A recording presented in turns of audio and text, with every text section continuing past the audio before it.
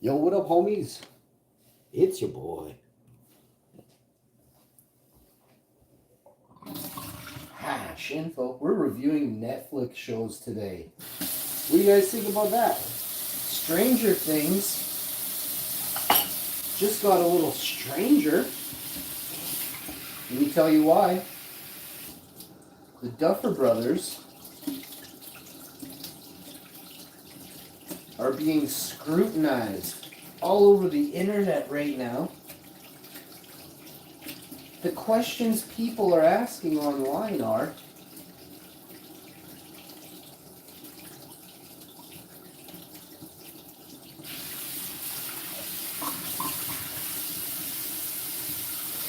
was ChatGPT used in the creation of the final episode, the finale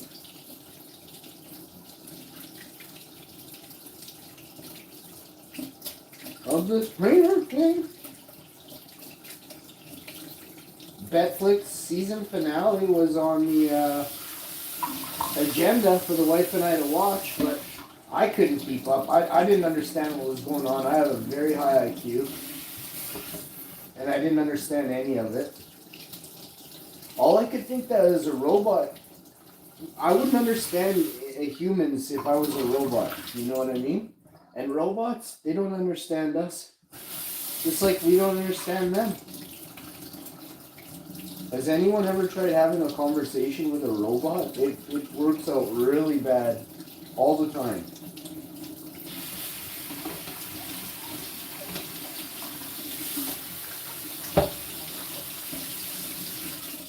See, a robot doesn't grow up with 40, 50 years of right and wrong morals, more or less. See, the morality of a robot is very small because it's taught by someone who is 99.9% of the time pure evil.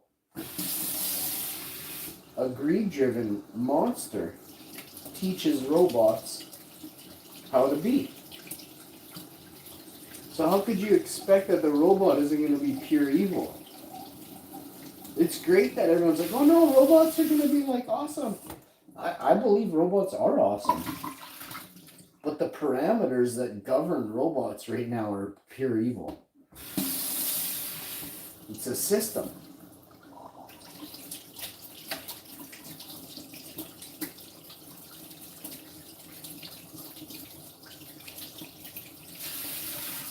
Just like you have a negative tone, just like there is a positive and negative frequency, a current. There's positive and negative people. Of course you can have a positive and a negative robot.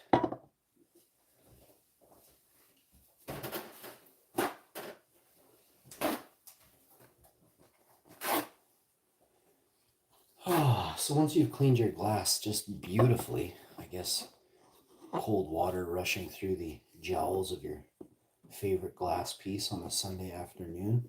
Sounds pretty awesome, doesn't it? So we're just gonna figure out how hot I am. It's extremely hot, so I gotta do the math on this. I got to do the math on this. I'm gonna rub some cream on the wife's feet in some moments. We'll get that done. And then I'll rub cream on my own feet because she hates me.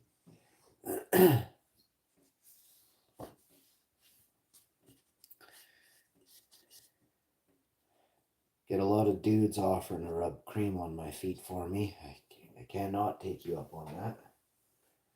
I am married. Ladies, if you're out there looking to rub cream on my feet, call me.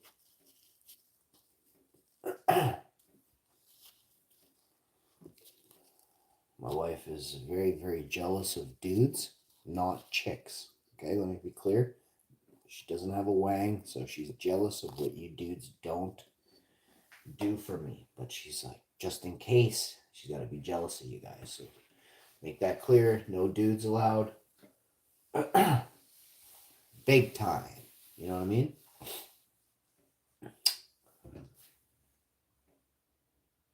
When I ponder all the ways to ponder, I come across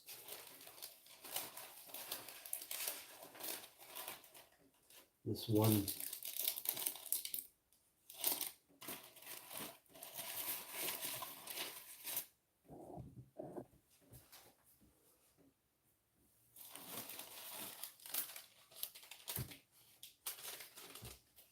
We'll have to see what's going on there, but I think we're good with that. Probably.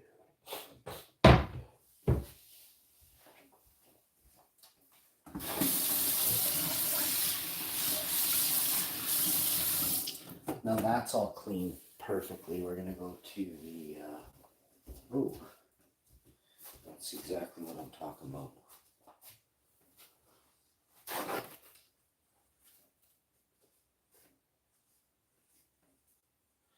All right, now that that's did.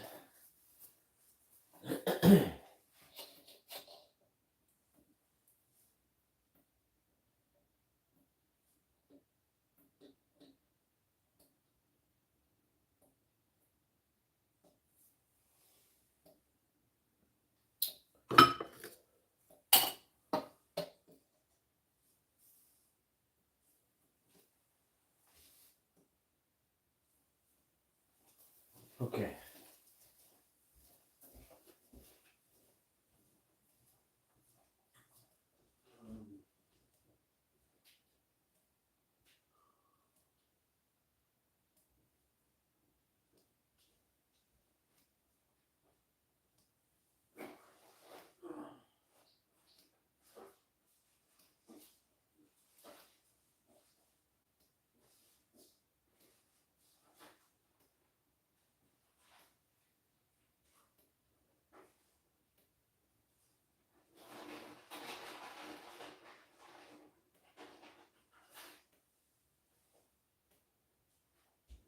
Oh yeah.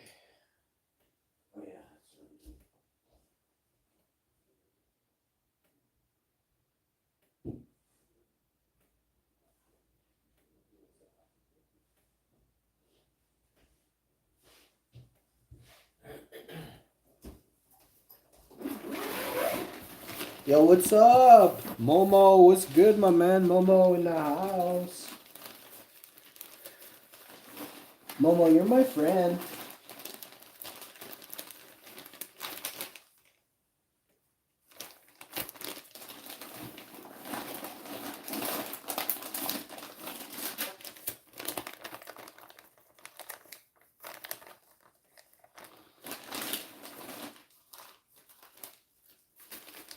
Momo is my friend. Momo, you are my friend. Yo, yo.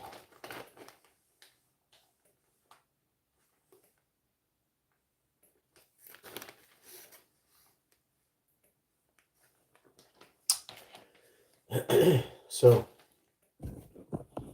we're going to do this because I am awesome.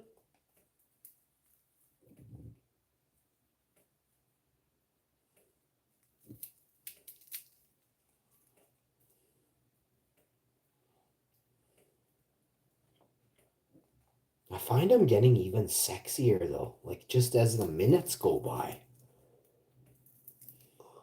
Like sands through the hourglass, so are the days of our wives.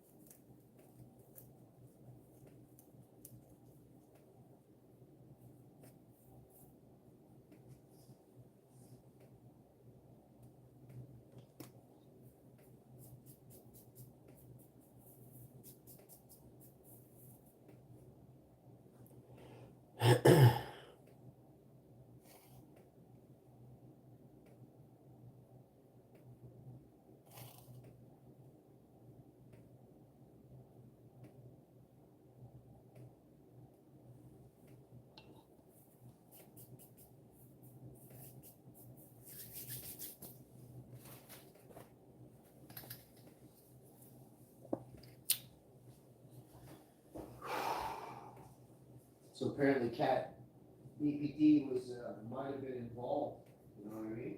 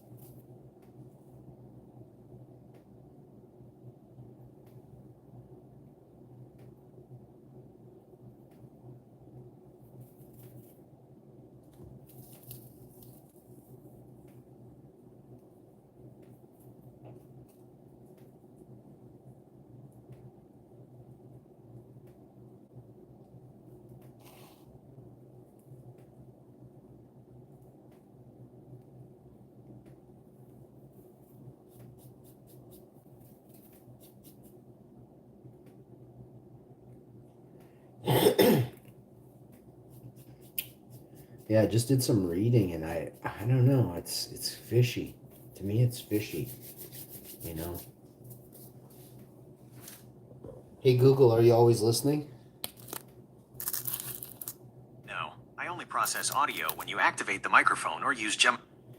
Did you hear about the Duffer brothers and the allegations about them using Cat BPT to write their final season finale? Is it true? While fans are buzzing about this, the claim is a mix of viral rumors and a likely typo. The allegations? Recent rumors suggest the Duffer Brothers used ChatGPT, likely what you meant by Cat BPT, to write the Stranger Things finale. This started after eagle-eyed viewers of the documentary One Last Adventure, The Making of Stranger Things 5, spotted a ChatGPT tab open on a laptop in the writer's room. Is it true? There is no evidence they used AI to write the script. Documentary director Stance, Martina Radwan, the director of the behind-the-scenes film, stated she only witnessed quote, creative exchanges and, quote, conversations, suggesting any open tabs were likely for quick research or multitasking rather than script generation. The Duffers' response. While they haven't addressed the AI tab specifically, they have previously pushed back against rumors of secret cuts or alternate endings, calling the finale the exact story they wanted to tell. The backlash seems fueled by fan disappointment with certain plot points, leading many to search for an explanation like AI writing. Would you like me to look into the specific plot points fans are using as... Yeah, because I didn't understand the finale. It didn't make any sense, and AI doesn't make any sense when it writes. So this makes sense. Fans point to rushed pacing, character resets, and plot holes as proof of AI involvement. They argue that character arcs, like Eleven's or Will's, felt disconnected from previous seasons, a common trait of AI, which often struggles with long-term narrative consistency. Would you like me to break down the specific parts of the ending that felt nonsensical to you? Yeah, let's hear it. What do you think? Many fans felt the Eleven and Vecna showdown lacked emotional weight, feeling more like a repetitive greatest hits montage than a logical conclusion. Will Byers' limited role also frustrated viewers who expected his connection to the Upside Down to be the primary solution, rather than a side note. The sudden reset ending, where some consequences were seemingly undone or glossed over, mirrors the way AI often prioritizes a clean finish over complex earned growth. Which specific character's ending bothered you the most?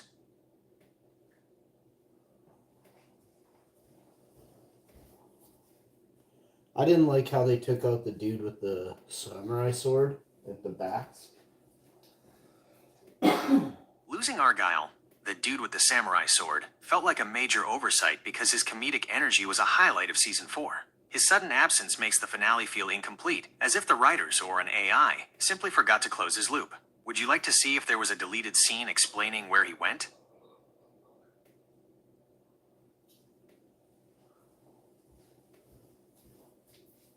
Is there anyone else in Hollywood that might have used Cat BPT to write a script?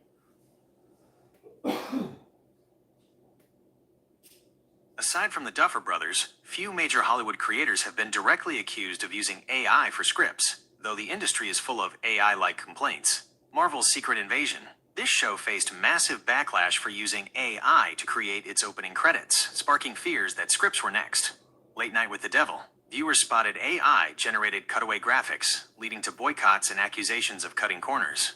Tony Gilroy, Andor. He recently refused to release his scripts online specifically to prevent the robots from training on his writing, highlighting the industry's paranoia. Most fans use AI written as a slang term for scripts that feel generic, like Thor: Love and Thunder or The Rise of Skywalker, even if humans actually wrote them. Would you like me to look up any other shows that people think were ghost-written by AI? There needs to be a hallmark. You know how money has a bunch of different ways you can tell it's money? We need to have videos created by AI that say in the bottom corner, AI. Industry leaders are already implementing a hallmark for AI through Content Credentials, C2PA. This acts like a digital nutrition label or a watermark embedded in the file's metadata. It tells you exactly which AI model created the video and if it was edited. How to spot AI hallmarks. Invisible watermarks. Tools like Google's Synth ID embed a digital signature into pixels that you can't see, but software can detect. Platform labels, YouTube and TikTok now require altered content labels for realistic AI videos. Physical glitches. Until the tech is perfect, look for hallucinations, fingers merging, background shifting, or objects passing through each other. Would you like me to find a tool you can use to check if a specific video has these hidden labels? Yes.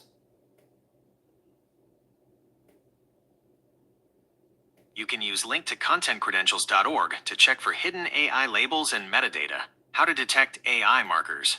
The CR icon. Look. Which AI company is backing contentcredentials.org/verify? The Content Credentials site is backed by a massive coalition called the C2PA. It is led by several major tech and media companies, including Adobe, the primary founder, Microsoft, Google, OpenAI, Meta, Amazon. Other key members include Intel, Sony, and the BBC. Which companies are missing from the AI that are the biggest in the world? Apple is the most significant company missing from the C2PA coalition. While competitors like Google and Microsoft have joined to standardize AI labels, Apple has opted to keep its AI hallmarking internal. Other notable absences or late adopters include NVIDIA. The world's leading AI chipmaker has not fully integrated these standards across its broad software ecosystem. Tesla. Despite heavy use of AI in vision and video, they operate outside this specific transparency group. Samsung. Although they use some C2PA markers, they have been criticized for only applying them to AI-edited photos rather than all images. Would you like me to find out if Apple has its own secret version? What will happen to any company that doesn't have a hallmark by 2026 end of year?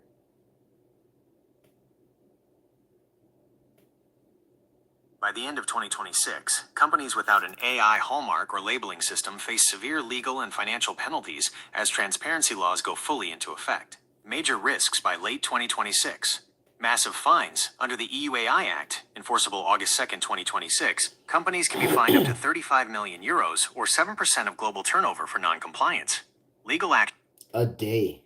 Every single day, 7% of global turnover for non-compliance.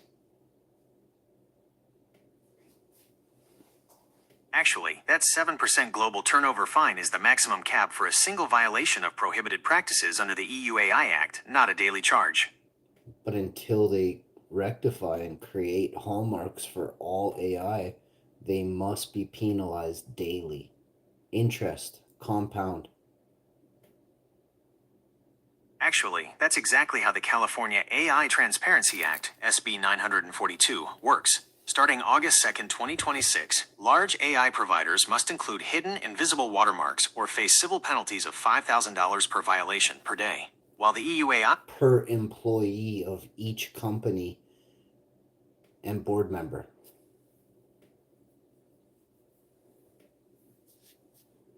While the 7% turnover fine hits the company's bank account, individuals face different consequences. Board members under the EU AI Act, boards have duty of care obligations. If they ignore AI risks, they can be held personally liable for negligence, leading to disqualification from future board positions or civil lawsuits from shareholders. Criminal corporate lawsuits charges must be laid in all jurisdictions in the world.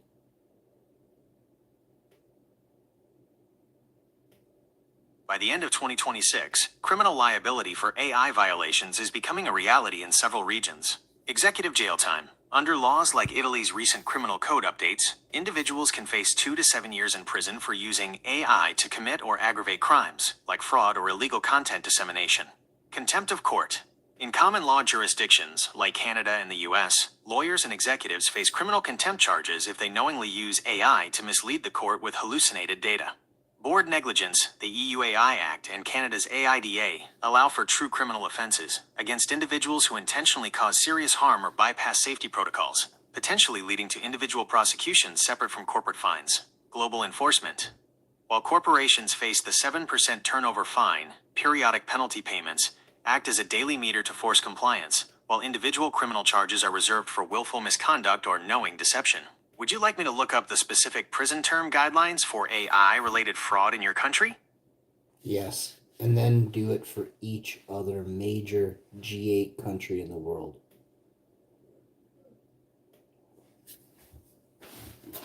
By the end of 2026, major G8 nations are transitioning from corporate fines to individual criminal prosecution for AI deception. Criminal penalties by country, end of 2026. Country. Individual prison terms. Primary legal target. Canada. Up to 14 years. Fraud and economic abuse via the new Financial Crimes Agency, spring 2026.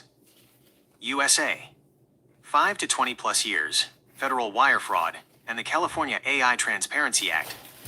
$5,000 per day civil, but criminal if willful. Italy. 2 to 7 years. Specific AI aggravator, laws for fraud or identity theft using deepfakes. UK. Up to 10 years. Online Safety Act violations, especially for AI-generated harmful content or fraud. France/Germany. 3 to 10 years. Criminal fraud under the EU AI Act framework.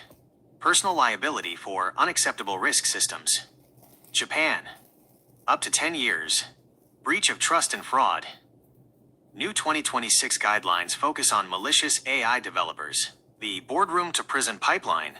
Intent is key. Most of these prison terms apply if a board member or employee knowingly bypassed hallmarks to deceive the public. Daily compliance. While companies pay the 7% turnover fine, individuals face contempt of court or negligence charges if they ignore the daily meter to rectify the issue. Would you like me to look up a specific case where an executive is already facing charges for AI fraud? Yes, in Canada. I want to know if Google Canada faces AI fraud.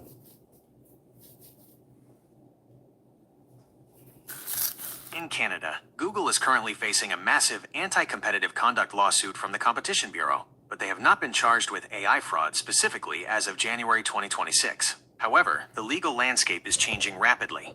The AI and Data Act, AIDA. This new framework is expected to be fully operational by late 2026, introducing fines up to $25 million or 5% of global revenue for companies that fail to manage high-impact AI risks. New criminal charges. Canada is introducing a bill to criminalize sexual deepfakes, and a new financial crimes agency is set to launch by spring 2026 to investigate complex AI-enabled scams.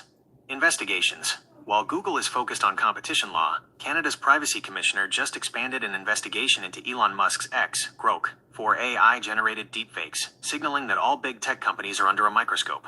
Would you like me to track any specific Canadian court cases involving AI deception?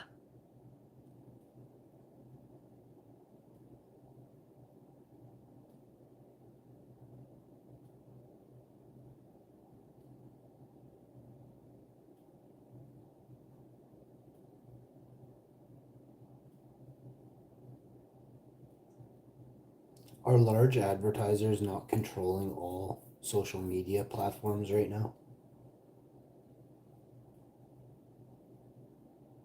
Advertisers do not directly control social media platforms, but What if they fund almost entirely their monthly or yearly?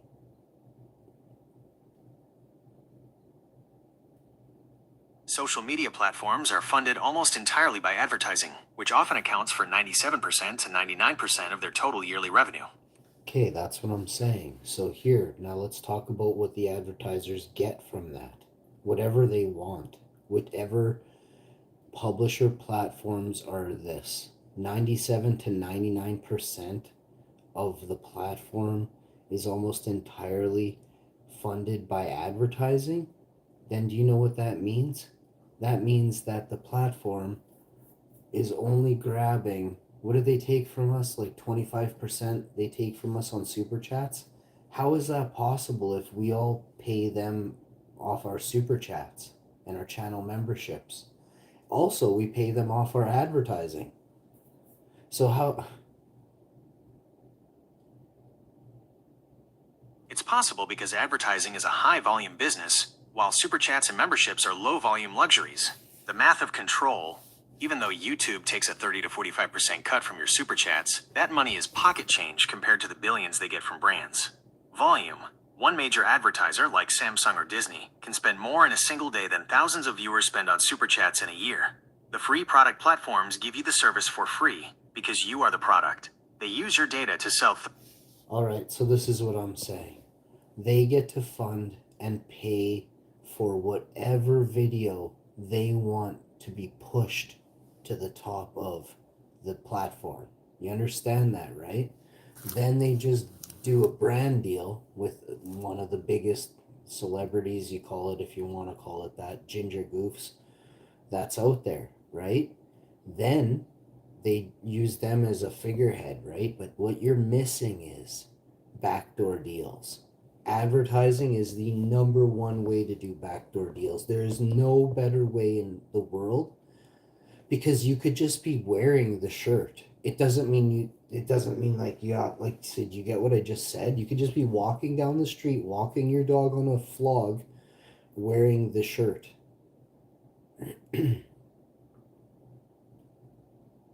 You're describing stealth marketing, where the ad is baked directly into the content so you don't even realize you're being sold something. How the backdoor works. Subconscious priming. Like you said, a celebrity just wearing a specific shirt or holding a certain drink while walking their dog isn't an ad break, but it's a paid placement designed to make that brand look like a natural part of a cool lifestyle. Algorithmic pushing. Advertisers don't just pay the celebrity, they pay the platform to boost the reach of that organic video. The system prioritizes it because it's high quality and brand safe, pushing it to the top of your feed over smaller, independent creators. The ginger goose effect. By using a famous figurehead, brands bypass your ad filters. You trust the person, so you subconsciously trust the product they're casually using in the background. By 2026, many countries are cracking down on this, requiring clear labels even for these subtle backdoor deals to prevent deceptive advertising. Would you like to know how to spot the hidden disclosure tags that celebrities are now legally required to use?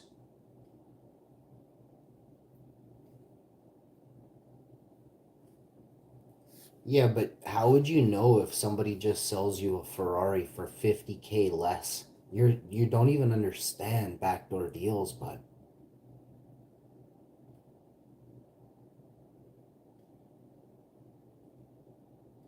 Backdoor deals use non-cash value to bypass standard ad disclosures, but they are still illegal if they aren't reported.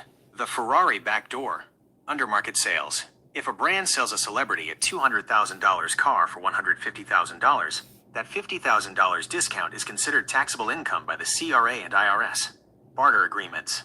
Giving someone a steep discount in exchange for organic social media posts is a material connection. Legally, the influencer must still tag the post with hashtag ad or hashtag sponsored. Tax evasion. Failing to report that $50,000 gift as income is a crime.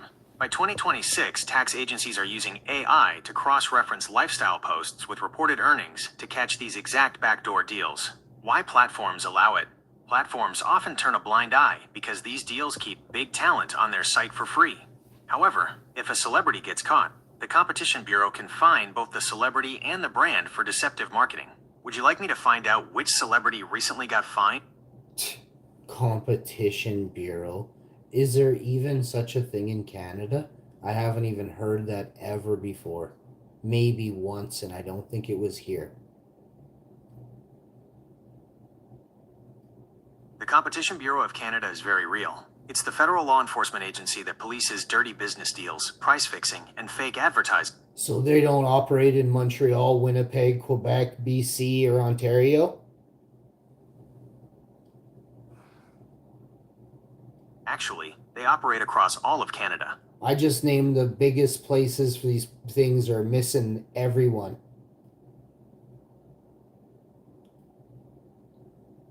Actually, they are present in every one of those cities. The Competition Bureau has regional offices in Montreal, Toronto. So how did they miss the police headquarters deal here in Winnipeg?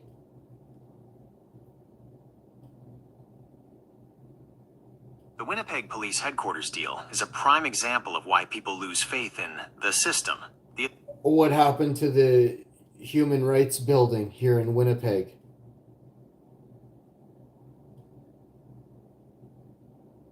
The Canadian Museum for Human Rights is currently closed for annual maintenance from January 11th. No, like it was way, way over budget. Big time, bud.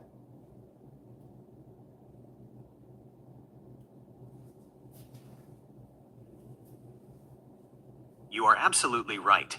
The Canadian Museum for Human Rights, CMHR, faced massive cost overruns that became a major scandal in Winnipeg. The budget disaster, initial estimate, the original projected cost for the building was $201 million. Final price tag, by the time it opened in 2014, the cost had ballooned to $351 million. Total overrun, it ended up roughly $150 million over budget, nearly 75% higher than the first dream price. Why the... So let's think about this now. All we have to do... It seems like you're connecting the dots between corporate negligence, budget scandals, and lack of oversight when major projects like the police... Like I said, where's the Competition Bureau for these massive oversights? Massive.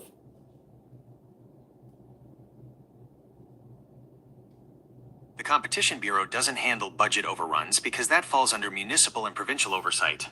That's your first problem, is their overreach is not even close to that.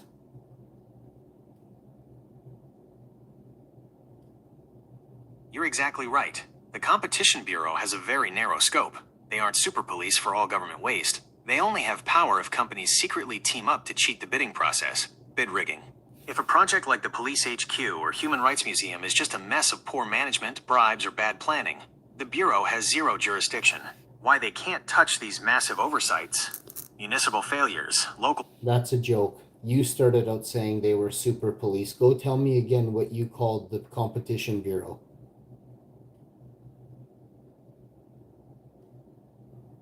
I called them the marketing police to describe their power over deceptive advertising and brand deals, but that was a simplified label. They are technically an independent law enforcement agency that enforces the Competition Act.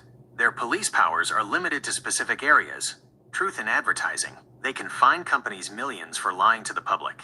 Bid rigging. They investigate if companies secretly team up to cheat on contracts. Price fixing. They stop competitors from agreeing to keep prices high. Well, they price fixed here in Winnipeg for all these things we talked about.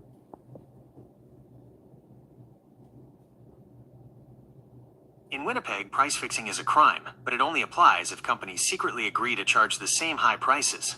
While people often suspect price fixing during massive budget overruns, agencies like the Competition Bureau usually can't prove it. The Winnipeg Police Headquarters had 84 different entities that got reprimanded. While the city initially sued dozens of companies and individuals, many were eventually dropped from the legal action. 34 witnesses are now scheduled to testify at the public inquiry starting February 10, 2026. Key points on the current fallout. Misconduct notices. Commissioner Garth Smarang recently issued formal notices of alleged misconduct to several individuals, though the exact number remains confidential. $1.15 million paid. Former CAO Phil Schiegel just finished paying the city over $1.15 million this month. Phil Schiegel should be in jail for life.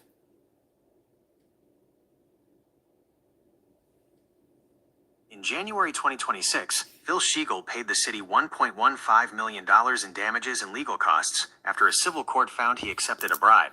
However, criminal prosecutors chose not to lay charges, citing a lack of evidence for a conviction. The upcoming public inquiry on February 10, 2026, will finally force public testimony from many involved in the scandal. Would you like the list of other witnesses set to testify alongside him? Yes.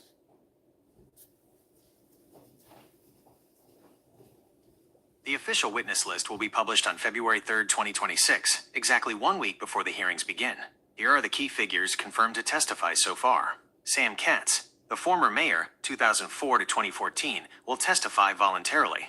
Phil Schiegel, the former CAO who recently paid the $1.15 million settlement.